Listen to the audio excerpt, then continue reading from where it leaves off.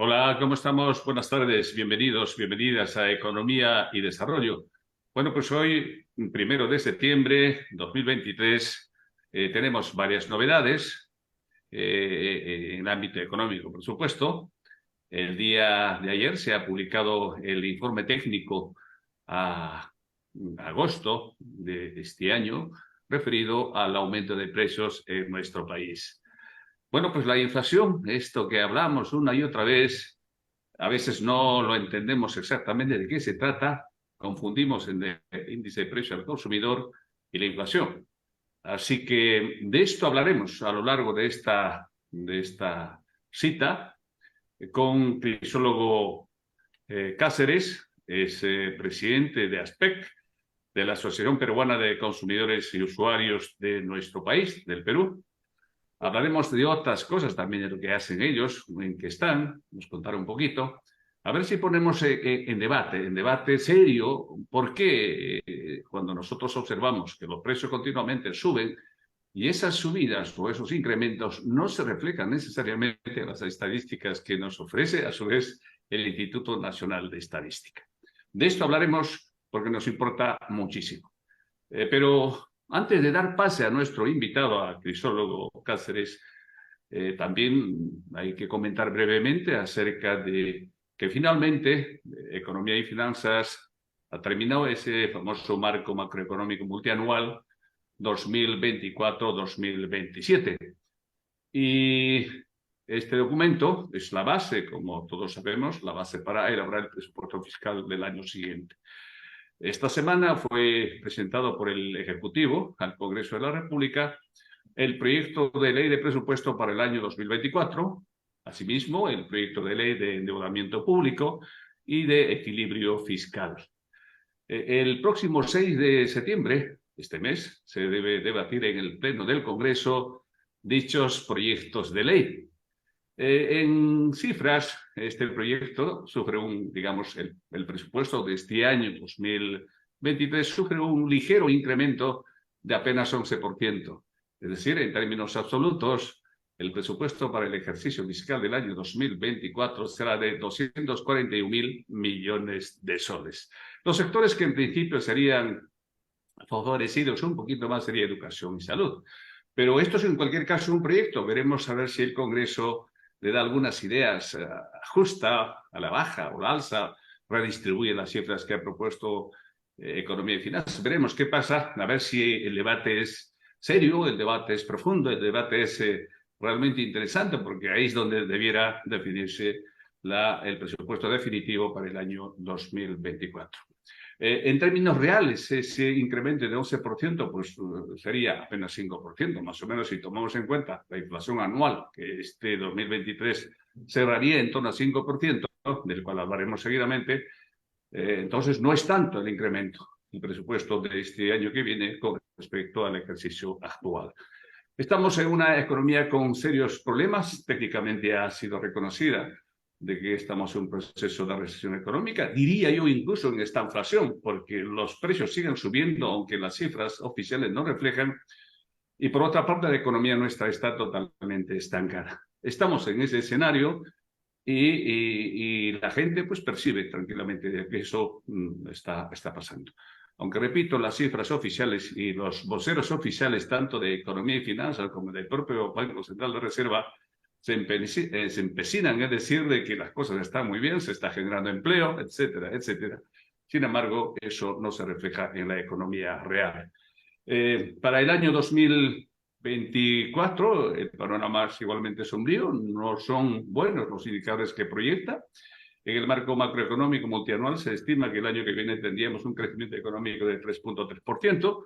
No creo que se den esas condiciones, pero bueno, ellos suelen lanzar cifras y casi siempre no se cumple.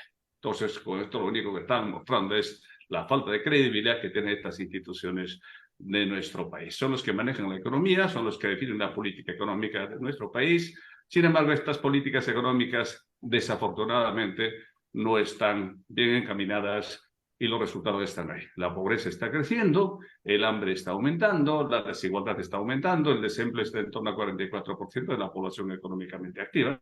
Son los indicadores visibles que las propias instituciones públicas lo difunden. Bueno, pues dicho esto, vamos a conversar largamente esta tarde con Crisólogo Cáceres, repito, el presidente de ASPEC, Asociación Peruana de Consumidores y Usuarios del Perú, y hablaremos de esto, de precios, de inflación, de IPC, etcétera. Pero voy a lanzar algunas cifras. Con respecto al IPC, de hecho, en agosto, el informe técnico que se publica en agosto, la inflación anualizada a julio, porque normalmente se publica con un mes de atraso, ha sido de 6,0% a nivel nacional. Y la tasa de inflación, mejor dicho, el IPC, porque hay que decirlo con cierta propiedad de estas cosas, el índice de precio al consumidor, que es un indicador que mide la evolución de los precios en un mercado, en julio de este año, reportado en agosto, estuvo en Lima Metropolitana en 5,88%. Ahora, ayer, se ha publicado 31 de agosto, y hoy ya está difundido este documento, hoy 1 de septiembre, dicha inflación, dicho IPC a nivel nacional, se había reducido a 5,79, más o menos 20 décimas, y en Lima Metropolitana esta cifra habría caído a 5,58, más o menos 3 décimas concretamente. Ese es el escenario. Sin embargo, cuando yo converso con mis, colegas, amigos, con la gente que tengo en el barrio, con los estudiantes en la universidad donde yo trabajo, pues nadie percibe esa reducción de precios. Pareciera ser que, como decía al principio, que no hay una correlación entre estas cifras que cada mes se va achicando poquito a poco. Sin embargo, esto no se corresponde precisamente con lo que está pasando en los mercados, es decir, en la economía real. Bueno, pues ahora sí, vamos a darle la bienvenida a Crisólogo Cáceres. Hola, Crisólogo, bienvenido a Economía y Desarrollo. Encantado de tenerte aquí. Conversemos de estas cosas. Yo creo que no hace más presentaciones, es una persona conocida, públicamente conocida, una persona preocupada del tema de los precios, de la economía familiar, etcétera, etcétera. Bienvenido, Crisólogo. Hola Alejandro, buenos días. Las cifras que tú estás explicando pormenorizadamente en la tarde de hoy son muy preocupantes y no reflejan lo que está sucediendo en realidad, porque la mejor manera de medir cómo anda la economía en un país es ir al mercado, hacer la plaza, ir al mercado de abastos de tu barrio. Y en el caso del limón, por ejemplo, los precios se han disparado de escándalo. El kilo está a 16 soles. Un kilo de limón a 16 soles es algo que nunca antes se había visto. Recordemos que el kilo usualmente fluctuaba entre los 3 soles, 5 soles, entonces tener un kilo a 16 soles es terrible. Antes tú ibas y te comprabas un kilo de limón, hoy te tienes que comprar 2 limones para el refresco. A eso hemos llegado. Entonces, ¿por qué se producen este tipo de situaciones en un país? Se pueden producir por muchas razones. Algunas las has explicado tú, el manejo económico, problemas externos, mala reputación crediticia, temores que se generan en los mercados por distintas consideraciones, etcétera. Pero también hay otra causa, y es cuando existe un manejo artificioso por parte de algunos agentes económicos de la economía. Estoy hablando de la concertación de precios, estoy hablando de la especulación. Son figuras que se presentan en todos los países. En Latinoamérica, porque nosotros somos coordinadores del Consejo Latinoamericano y del Caribe de Asociaciones de Consumidores, están atravesando situaciones muy parecidas en algunos países más que en otros. En El Salvador, por ejemplo, la canasta básica se ha disparado de una manera tan potente que están haciendo campañas intensivas para averiguar lo que sucede. Nosotros normalmente vemos que cuando se producen estos disparos de precios hacia arriba, se debe porque hay alguna circunstancia particular. Por ejemplo, cuando se producen los fenómenos del Niño o cuando se produce alguna catástrofe natural, los precios se disparan. Yo recuerdo muchísimo que en el último fenómeno del Niño, la botella de agua pasó de 1 sol a 10 soles. Entonces, son fenómenos que normalmente se producen en circunstancias extraordinarias, pero en este caso, ¿cuál es esa circunstancia extraordinaria? ¿Hay un hecho que sea particularmente remarcable, que explique que los precios se hayan disparado como se han disparado? En mi modesta opinión, no sé qué pienses tú, no. Entonces, acá, ¿qué es lo que corresponde? Acá lo que corresponde es investigar, porque no puede ser que haya algunos productos cuyos precios se hayan incrementado de una manera tan grotesca. Entonces, si tú tienes pistas para poder detectar que hay comportamientos indebidos por parte de los proveedores, tienes que hacerlo. ¿Quiénes son las autoridades competentes? Eso depende porque hay varios ámbitos del derecho en los cuales se puede investigar este tipo de comportamientos. Está el ámbito administrativo y está el ámbito penal. En el ámbito administrativo se pueden producir cárteles y en el Perú ya se han dado muchos casos de concertación de precios y también de abuso de posición económica en el mercado.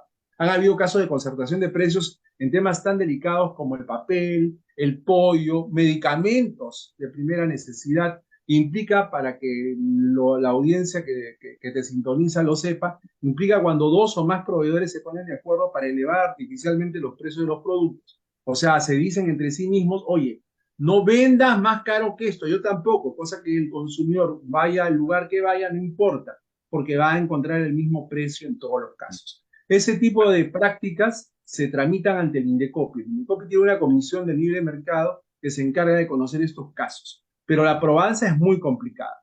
Otra Bien, figura es la figura del acaparamiento y la especulación, que eso ya no es administrativo, sino eso es penal.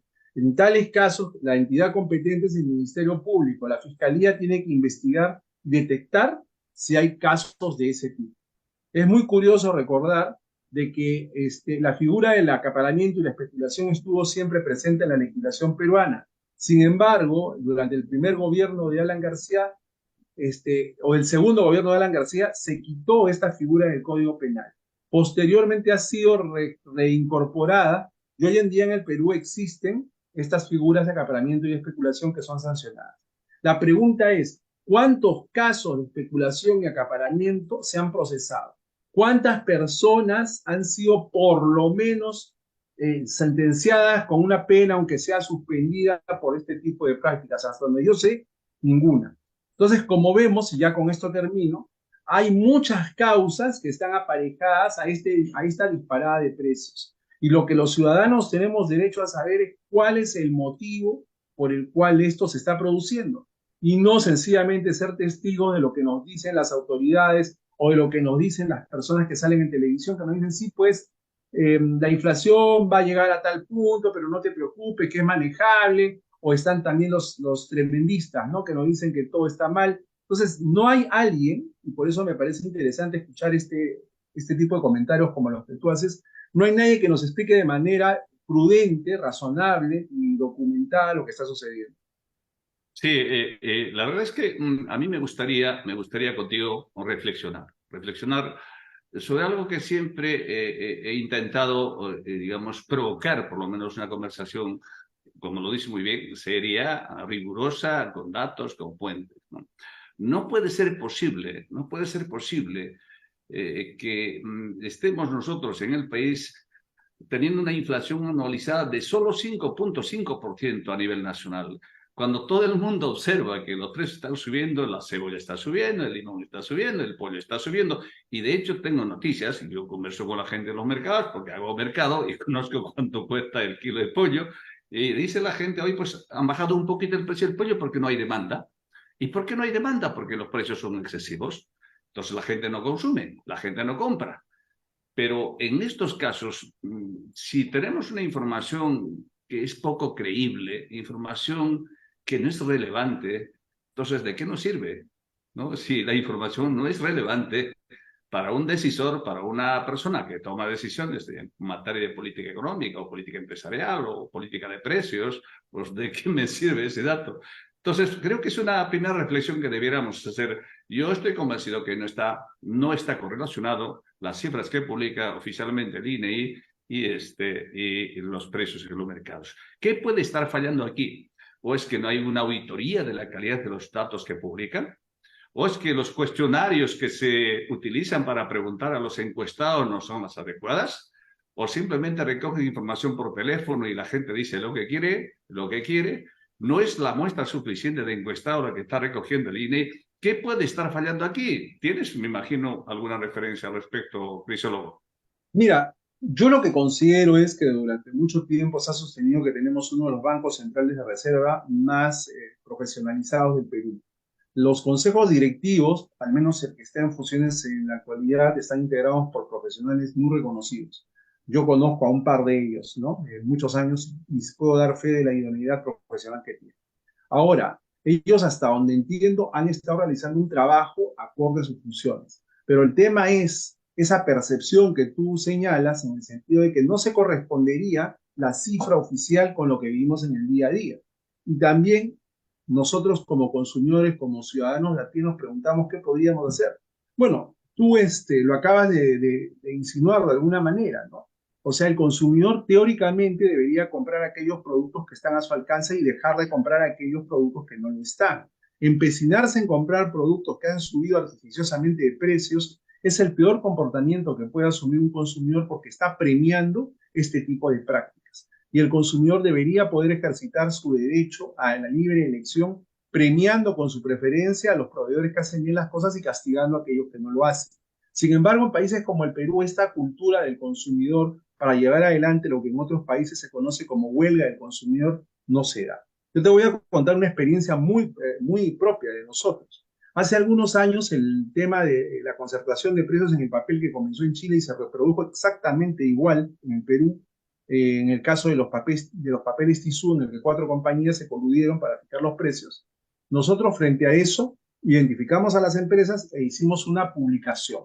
Hicimos una publicación llamando al boicot para que los consumidores dejaran de comprar esos papeles que habían elevado sus precios. El monto que se había elevado, más o menos por cada unidad, fluctuaba entre los 50 centavos y el sol por cada unidad, por cada unidad. Entonces, cuando nosotros llamamos al boicot, las respuestas que obtuvimos en redes fueron increíbles, ¿no? Nos decían que por qué nos metíamos con una cosa tan insignificante habiendo tantos otros problemas graves en el país. ¿Cómo era posible que nosotros dedicáramos tiempo a boicotear a estas empresas que finalmente nos dan productos de calidad? O sea, ya pues paga 50 centavos más. ¿Por qué te haces tanto problema? Paga 50 centavos más. Entonces uno se quedaba sorprendido, ¿no? Se supone que están robándote dinero diariamente como consumidor y tú apruebas que ese robo se perpetre y te niegas a dejar de comprar los productos. Años antes habíamos hecho una campaña que se llamaba Dame mi vuelto contra este redondeo también artificioso de precios, según el cual te ponían pues los precios en terminaciones decimales, ¿no? 3.98 soles, pero tú pagabas 4 soles y no pedías tu vuelto de 2 centavos, a pesar de que en ese entonces sí había moneda de 1 centavo, pero nadie siquiera sabía que existía. Entonces, esta práctica del redondeo de precios permitía que las empresas, según cálculo que hicimos en ese momento, me parece recordar que andaba por el orden de los 45 a 50 millones de soles anuales con la práctica del redondeo por parte de los supermercados. Eso era lo que le sacaban a los bolsillos del consumidor. Entonces nosotros lo que hicimos fue hacer un plantón en diversos supermercados y en una pequeña hojita de papel chiquita, ¿no? Una cosa chiquita de papel, pegamos las moneditas de 50 centavos, perdón, de 1 centavo y de 5 centavos. Y le poníamos el texto: conoce tu moneda de 1 centavo y reclámala, conoce tu moneda de 5 centavos y reclámala. Y nos paramos en la puerta de supermercados a entregar a los consumidores que salían con sus compras estos papelitos. ¿Cuál crees que fue la reacción de muchos consumidores? Fue la misma que te acabo de contar en relación al papel. Oye, ustedes gastan su tiempo y su dinero por 1 centavo, no sean miserables. ¿Ustedes qué les pasa? No, no se metan con esos chinitos que son buenos empresarios, déjenlos trabajar, déjenlos hacer patria. Bueno, ¿qué te quiero decir con estos dos ejemplos? Estos dos ejemplos pintan de alguna manera la idiosincrasia del consumidor peruano, Sí, que sí. aun cuando puede ser consciente de que lo están esquilmando, de que le están metiendo indebidamente la mano al bolsillo, se muestra en muchas ocasiones poco proclive a adoptar medidas que sancionen, que penalicen, que castiguen donde más le duele al mal empresario. Y Ajá. eso es así. Y entonces uno tendría que preguntarse cuál es la razón. ¿Por qué nosotros, a diferencia, por ejemplo, de Chile, donde son mucho más beligerantes los consumidores, pasa esto en el Perú? Ya. Yo Es recuerdo mucho, yo recuerdo mucho, totalmente de acuerdo. Totalmente yo de acuerdo contigo, Felipe. recuerdo, yo recuerdo mucho, y con esto cierro, yo recuerdo mucho un caso de Chile en el cual también se produjo un caso de concentración en los precios del pollo en los supermercados. En Ah, Chile llamaron a la huelga para no ir a comprar un día domingo a los supermercados. Oye, yo miraba las noticias que vinieron de Chile hace algunos años y la huelga tuvo el éxito. Los consumidores castigaron a los supermercados que se habían coludido con el precio del pollo. Entonces, ah, solo si tenemos como consumidores esta actitud de enojarnos, de molestarnos cuando somos abusados, yo creo que podemos constituirnos en una fuerza de presión importante para hacer lo que de repente las autoridades llamadas a hacer no hacen. Es decir, regular el mercado a nuestro favor. Ujú. Sin duda, es un camino importante que podíamos promoverla y seguirla. Pero voy un poquito más atrás. Vuelvo al tema de datos. Para mucha gente es irrelevante, ¿no?, hablar de estas cosas, ¿no?, de los datos, de las cifras, la información. En otros países serios, la calidad de la información es de capital importancia.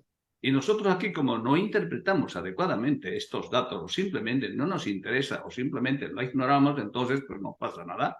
Pero felizmente hay gente en el Perú, en el mundo académico, en el mundo empresarial, que entiende estas cosas. Sabe cómo se calcula el IPC, sabe cómo se calcula el Producto Bruto Interno, etcétera, etcétera. Entonces, pone en cuestión la calidad de los mismos. Recuerda tú, Crisólogo, en país se utiliza políticamente los datos y eso no es una cosa desconocida. De hecho, hace poco ha habido un cuestionamiento, por ejemplo, en España, por el cambio de lo directivo del Instituto Nacional de Estadística de ese país porque las cifras no cuadraban. Pero el Banco Central de Reserva en nuestro país usa los datos que maneja o que elabora el INE. El Banco Central de Reserva no hace encuestas, hacen una especie de entrevistas a, digamos, especialistas del sector financiero, a economistas o a empresarios, para tener lo que llaman expectativa de inflación. O sea, no hacen mayor cosa por intentar tampoco mejorar la calidad, simplemente el BCR es un usuario de la cocina que hace el INEI.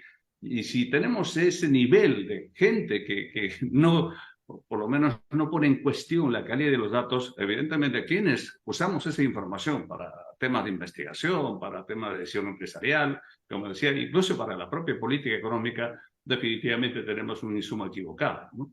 Entonces, cuando tú dices que no coincide, no cuadran las cifras, yo En la creo realidad. que si no cuadran las cifras de todo, digo, oye, algo está pasando aquí. Entonces, y por eso yo insisto en esto, ¿no? Y una institución tan seria como la tuya, pues yo creo que también es bueno que se preocupe por estas cosas. La calidad de los datos importa mucho a un gerente, a un directivo. Yo creo que es muy llamativo lo que dice, ¿no? O sea, por ejemplo, es la primera vez que hablo con alguien que se pone a reflexionar sobre la metodología para realizar estos cálculos. Es muy importante esto que estás diciendo, ¿no? Porque uno confía como ciudadano común y corriente que la metodología que están empleando este tipo de instituciones es la mejor metodología posible. Pero si entendemos que el recojo de datos puede tener una serie de fallas de origen, entonces el producto final, es decir, las estimaciones que se hacen, también van a arrastrar ese efecto de origen. Es muy importante. Yo creo que en tal caso, y tú eres experto en el tema, ¿no? Yo creo que en tal caso, este tipo de procedimientos deberían ser sujetos a algún tipo de auditoría. Los procedimientos deben ser auditados. Hoy en día vivimos en una época en la cual se valora mucho que todo procedimiento sea objeto de escrutinio, análisis, a fin de determinar sus fortalezas y sus debilidades, y existen organismos que tienen protocolos muy importantes para eso. Si hay alguna falla, pues esa falla tendría que ser identificada. Pero si hay un recojo de datos deficiente, repito, entonces el producto final también va a arrastrar ese vicio. Sin embargo, con lo que está señalando, vamos a poder recabar información nosotros aquí para preguntar estas consideraciones que son muy importantes. ¿Cuál es la metodología exacta y cuáles son las fuentes de información a partir de las cuales se elaboran la data que finalmente es divulgada a nivel nacional? Ese es un muy buen punto. Sí, sin duda, Crisólogo. Yo creo que por ahí tienen que ir las cosas, porque si ¿Sí? no, oye, como que comemos lo que nos da, sin rechisnar, como decimos vulgarmente, ¿no? Yo creo que como institución, como académicos, como profesionales, debemos un poquito reflexionar de la calidad de esa información. Pero, ¿quieres que te diga algo? ¿Quieres que Ah, te diga algo? Yo creo que uno de los rasgos más comunes que tiene el consumidor es la credulidad. El consumidor es por naturaleza una persona crédula. Si una empresa grande o una institución respetable le dice que las cosas son de una manera, el consumidor normalmente tiende a confiar y a creer en lo que se le está diciendo.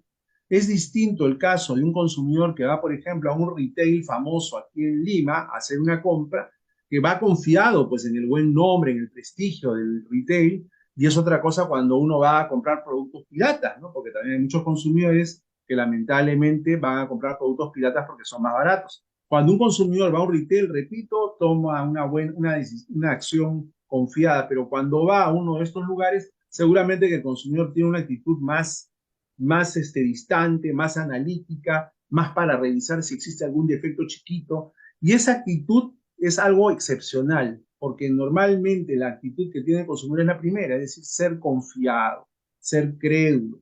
¿Y sabes por qué pasa eso? Porque no nos han educado para ser consumidores. Nosotros los consumidores aquí en el Perú aprendemos mediante el sistema de acierto-error, acierto-error, acierto-error. Como quien dice de manera criolla, a cocachos aprendí. No nos enseñan a nosotros a leer la letra chica, no nos enseñan a presentar una denuncia, no nos enseñan cuáles son las dietas saludables, no nos enseñan exactamente qué significa el plazo para presentar un reclamo o para solicitar la constancia de un adeudo. No nos enseñan Entendido, nada y esto es entendido lo que está. lamentable. Y Perfecto, esto, pero ahora vayamos un poquito más allá. Hagamos propuestas, ¿no? Propuestas, ¿qué hacemos? ¿Qué hacen ustedes? Pues bueno, ¿qué hacemos? Pero ese tema lo vamos a abordar después de darle pase a nuestro amigo Gabriel Pedro Flores. Él está en Buenos Aires, se conecta con nosotros. Hola Gabriel, bienvenido a Economía y Desarrollo. Encantado, estamos aquí con Crisólogo Cáceres, presidente de ASPEC, Asociación Peruana de Consumidores y Usuarios, para conversar qué está pasando con los precios en las distintas economías, y Argentina no es ajeno a ello. Tiene 116% de inflación, eso es lo que dicen, no sé si serán las cifras certeras o no, es lo que publica el Instituto Nacional de Estadística de ese país. ¿Qué tal, Gabriel? ¿Cómo estamos? Bienvenido. No sé qué horas son por ahí, así que cuéntanos un poquito y coméntenos cómo está la economía. Primero, Gabriel es neuropolítico, una persona que está muy cercana al último candidato que ganó las elecciones pasadas, las primarias pasadas. Así que cuéntanos, Gabriel, bienvenido a Economía y Desarrollo. Bueno, muchas gracias. Estoy aquí en Buenos Aires, Argentina, justo en una confitería sobre la calle Corrientes, la avenida Corrientes. No sé Qué si bonito. conocen Buenos Sí, Aires, sí, sí, la conozco. hermoso acá, hermosa ciudad. Soy peruano, radico en la Argentina desde 1981. Soy peruano argentino, mi madre argentina y mi padre peruano. Y acá la situación económica es gravísima, gravísima. Hay una disolución tanto política, yo creo que tiene que ver con la disolución política que impacta fuertemente en la economía. Sí tenemos 116 de inflación seguro, de mínima, no hay dólares en el Banco Central de Reserva, no hay. El Fondo Monetario ha pedido que no se paguen más las importaciones, mejor dicho, que no hay dólares o nos exige a la Argentina pagar las importaciones adeudadas para volver a importar. Quiere decir que prácticamente Argentina está fuera del sistema, estamos quebrados. Hay, y una división política increíble, tremenda. Qué pena que eso esté pasando. Como alguna vez decía, un país tan vasto, tan rico. Yo tengo la suerte de estar 2 veces en Argentina, Buenos Aires y Mendoza. Tengo excelentes amigos. Estuve en la UBA de Buenos Aires y en la UCA. Y la verdad es que esto que pasa, pues como que uno no encuentra explicaciones. Pero en cualquier caso, tú sabes perfectamente, Gabriel, es obra humana. Nada es casual, es obra humana. Así que alguien lo hizo mal y pues ahora nosotros estamos pagando de aquellos que hicieron mal. Ese es el gran problema, que la gente un poco ve que esto es una casualidad, es castigo de Dios, lo que sea, pero nada de eso, simplemente es obra humana. Y me dicen, conozco extraoficialmente, de que tú eres amigo de Milei. ¿Es verdad, Gabriel? Cercano, amigos Mira, cercanos. no, estoy justamente del otro lado. Ah, del Estoy otro con lado. el partido peronista, justicialista. Qué bueno. Eh, sí, es Y este cuéntanos un gobierno que poquito, ¿cómo tú calibras las propuestas de mi ley, como estás en el otro lado del río? A lo mejor puede ser una mirada distinta, porque hablamos el otro día con uno muy amigo de él, y bueno, evidentemente, pues esto más o menos rimbombante, ¿no? Cuéntanos un sí, poquito sobre eso, Gabriel. mira, soy médico, neurocientífico, así que también te voy a comentar desde la Y neurociencia neuropolítico, ¿eh? Y y neuropolítico. de la psiquiatría y de la política. Aquí hay dos líneas, que es la patria y la antipatria, pero ya esto viene desde los años 40, 50, en donde mi ley significa la continuidad, no es nada nuevo, es un populista, ni siquiera es de la derecha, es una narco derecha, y todo el equipo que él ha nombrado en economía son los mismos que acompañaron al presidente Menem. entonces que fue el neoliberal que viene de la escuela de Chicago. Entonces, Milei de nuevo no tiene nada, el discurso es populista absolutamente, y desde el punto de la psiquiatría es un bipolar maníaco uno, es decir, un hombre que tiene profundas alteraciones, te lo digo como médico y con respeto, y que lo utilizan, pero realmente es el neoliberalismo más rancio el cual está detrás de él. Es decir, no hay nada nuevo. Esta es la antinomia de siempre en la Argentina. El peronismo, desde el punto de vista, el peronismo no es marxismo, no es socialismo en absoluto. Milei viene de la escuela austriaca, vos que sos economista, él viene de la socialdemocracia y la escuela austriaca que sabés perfectamente que ha fracasado. Pero llamativamente el equipo es neoliberal. Entonces ahí viene la sospecha y este gobierno, el cual tenemos, que se dice peronista, acá para llegar al poder te pones la chapa de peronista, la camiseta y se cuelan todos. Este gobierno es socialdemócrata, absolutamente socialdemócrata, eh, y el peronismo viene de una tercera posición de los no alineados y demás. Pero hablando de Milei, cala hondo porque tiene todo un discurso antisistema, pero por debajo son los mismos de siempre. Ya, ya. Entonces, ¿qué expectativas tiene? ¿Qué dice el candidato, no sé si peronista? La verdad es que el candidato está un poco de lado, la que estás tú, de Massa. ¿Massa tiene alguna posibilidad de que pueda, en las próximas elecciones, me parece que son en octubre, alguna posibilidad de que él pueda ganar esas elecciones? ¿Cómo lo ven ustedes ante esta avalancha de la derecha y la ultraderecha que está prácticamente encabezando? Los dos son más o menos de esa misma línea, ¿no? Porque el otro más ultra, el otro menos ultra, pero va por ahí un poco las cosas. Exacto, exacto. Massa es muy amigo de Norteamérica, del mercado, sí, absolutamente. Tiene algunos aspectos que, como proviene de la estructura justicialista peronista, bueno, defiende algunas cuestiones del estado de bienestar. El, están prácticamente empatados en los porcentajes. Creo que Milei en las primarias, en las PASO, le saca 1,5 puntos a Bullrich, que es una centroderecha, La le saca señora. 1,5 puntos de porcentaje, y a Massa 2, 3 puntos de porcentaje. Está totalmente empatado y hay 11 millones de personas que no votaron.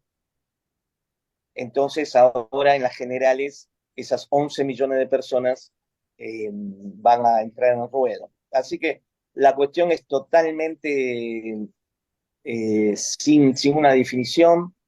La verdad que hay una desunión, Alejandro, una división que sabemos que esto proviene de otros lugares, del famoso Estado profundo, y que han hecho que la Argentina, y a mí me da la impresión que Latinoamérica la han convertido en una región que fallida. Argentina es un estado fallido hoy en día. Y me da la impresión que Latinoamérica, los cuales veníamos creciendo, el Perú ha crecido en tasas chinas, acá también, países riquísimos. Yo viajo bastante por América Latina y es el mismo discurso, nos sobran los recursos y la inteligencia. Y veníamos creciendo, pero oh casualidad, todos nosotros, toda Latinoamérica la han convertido en estados fallidos. En eso estamos, Gabriel. ¿Qué opinión te merece a ti, crisólogo, de esto que estaba pasando en estos países vecinos, países amigos? Gabriel vive muchos años allí, conoce muy de cerca la problemática de Argentina, un hermoso país, sin duda, con gente que tiene un nivel cultural bastante alto.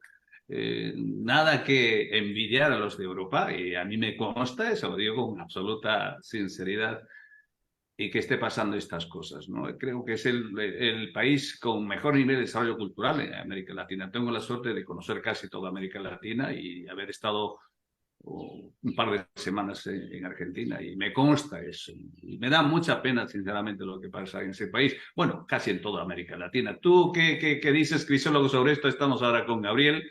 Gabriel, crisólogo, amigos, aquí en Economía y Desarrollo de Universal TV Digital. Bueno, saludar a Gabriel y muy interesantes todos los comentarios que ha formulado. Yo, igual que tú, conozco Argentina, he viajado varias veces, me he relacionado con organizaciones de consumidores argentinas como Consumidores Argentinos, Adelco y otras más, y sé perfectamente los problemas que han atravesado a lo largo de las últimas décadas. Pero es inquietante esa pregunta que se lanza, ¿no? ¿Por qué? ¿Qué está pasando para que lo que ocurre en Argentina pase en otros países? Bueno, yo no soy sociólogo, pero puedo ensayar algunas respuestas.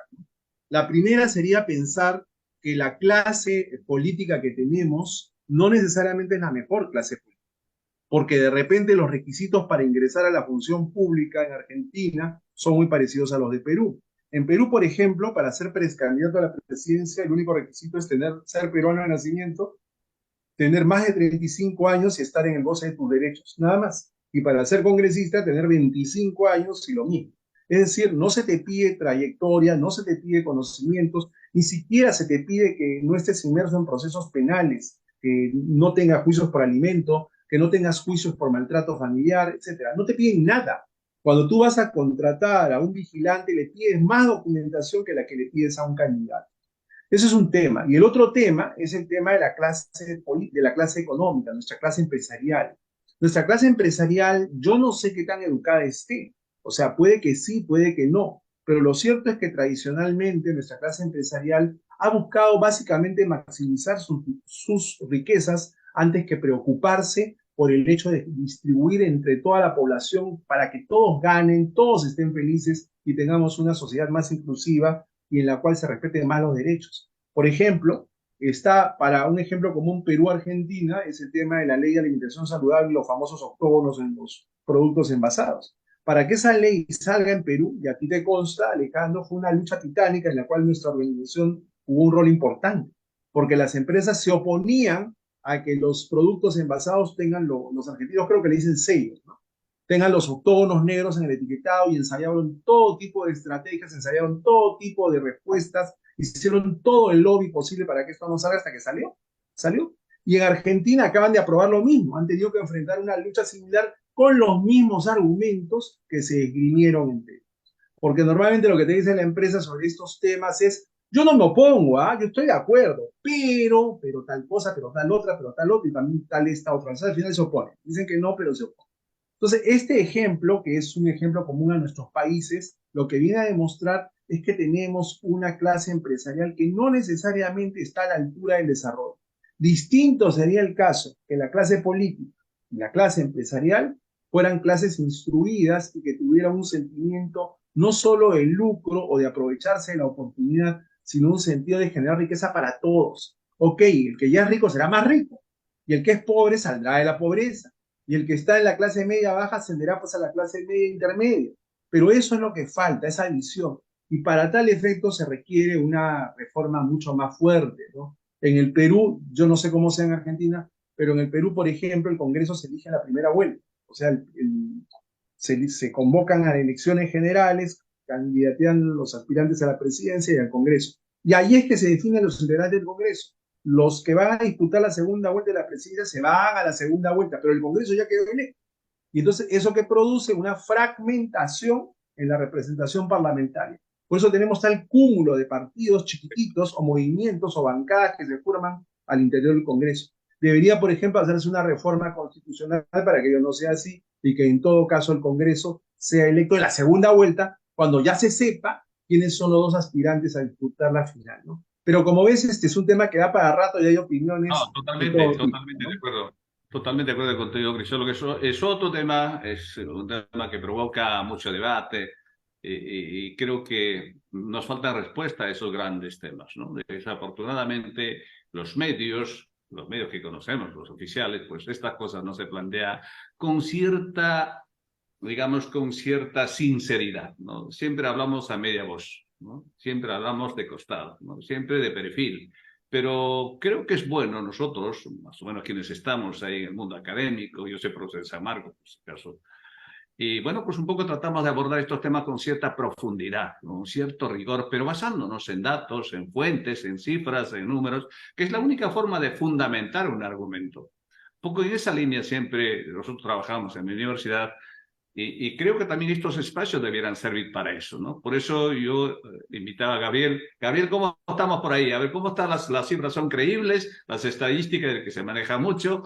¿Qué tal las cosas por ahí tú que conoces? Porque Gabriel además es neuropolítico, así que un hombre que está ligado a la política en ese país, ¿no? Y un poco compartamos tu reflexión con Crisólogo Gabriel.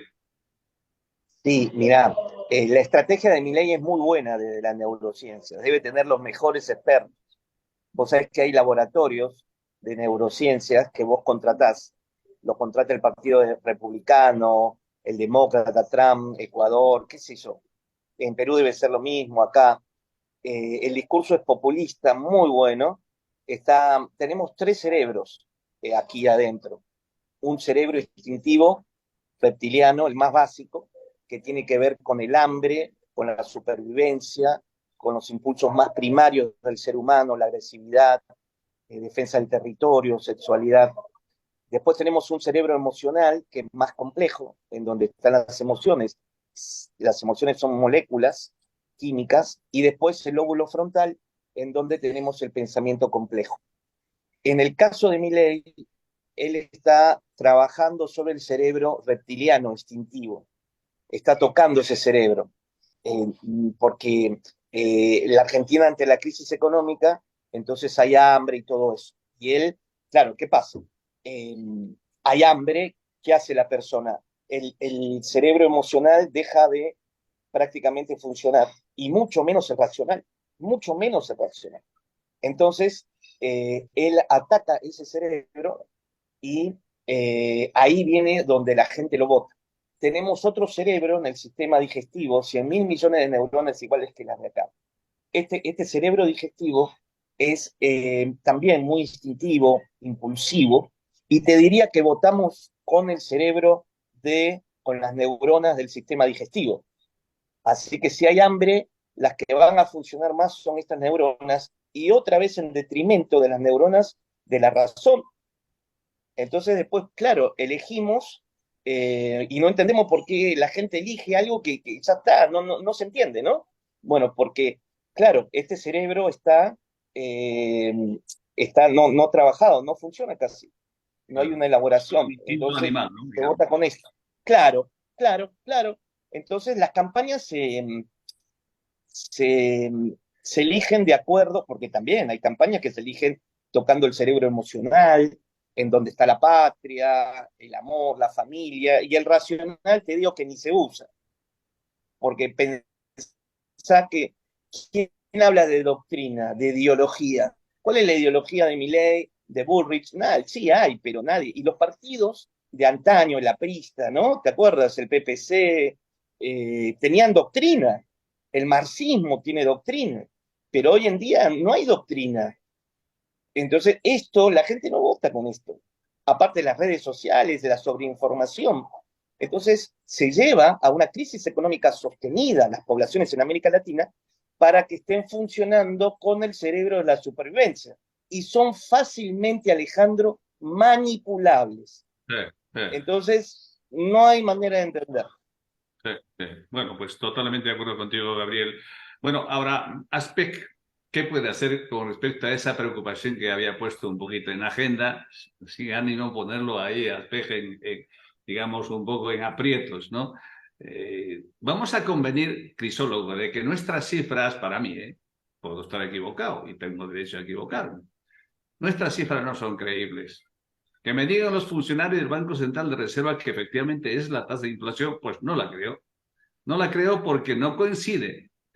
La economía es una ciencia social, no es una ciencia exacta, ¿no? Por lo tanto, también es un poco de sentido común. Entonces, cuando una ama de casa va a la calle y dice, oye, esto, y nosotros los académicos intentamos explicar a la gente de la manera más sencilla, diciéndole, oye, mira, la inflación 6%, y como dicen, pero ¿y eso qué es? ¿6%? ¿A subir el 6%? Y si lo añadimos lo del año pasado, que fue 5%, ya son 12%. Soy 12% más pobre que hace 2 años atrás. Y la inflación nos está haciendo cada vez más pobres y más pobres y más pobres, ¿no? Entonces, y aquí hay un rol importante, porque Crisólogo, tú me hablaste que tenías amigos en el Banco Central, connotados académicos, y las conozco a muchos de ellos, y digo yo, Estamos en un escenario muy complicado de que la tasa de interés en Perú está en 7,75%, que sea el precio del dinero, es lo que en principio fija el Banco Central, pero luego esa tasa pues apenas sirve. Yo veía las estadísticas de ayer y un préstamo a un microempresario está en 39% anual. Cifras oficiales del BCR, 39% anual. Crisiólogo, tú me dirás, hay empresas en el Perú legales que pueden tener rentabilidad de 39%, 30%, 20%, 25%, pues yo no la dudo. O sea, no hay manera de hacer las cosas de una manera diferente, ¿no? O sea, yo me presto un dinero de un banco, por ejemplo, para, qué sé yo, capital de trabajo. Y me da el banco a una tasa de 25, 30%. Y el mejor de los escenarios, como pequeña empresa, no como microempresa. ¿Cuánta empresa legal en el Perú podría tener ganancias de 25% anual para poder sobrevivir? Y yo creo que sobra el dedos de la mano, ¿eh? Y entonces, en ese escenario, algo hace ASPEC, algo se puede, digamos, por lo menos poner en debate, ¿no? No sé si será esa la panacea, pero por lo menos intentar reflexionar sobre estas cosas que son los grandes temas. Yo veía las estadísticas del INE acerca de la demografía empresarial y veía la mortalidad de empresas que hay en el Perú. Es enorme, es impresionante, ¿no? Y Bueno, entonces, ¿qué hace ASPEC sobre estas cosas? las preguntas que formulas son muchas, muy variadas sobre distintos ámbitos, ¿no? Primero Sí, recordar a tu audiencia lo que es ASPEC. ASPEC es una asociación civil sin fines de lucro. Somos una organización privada que no recibe fondos del Estado, que no recibe fondos de las empresas, sino que vivimos de proyectos que tenemos a nivel internacional, de las cuotas que nos pagan nuestros asociados, etcétera, ¿no? Entonces, nosotros con los recursos que tenemos tratamos de hacer lo más que se pueda.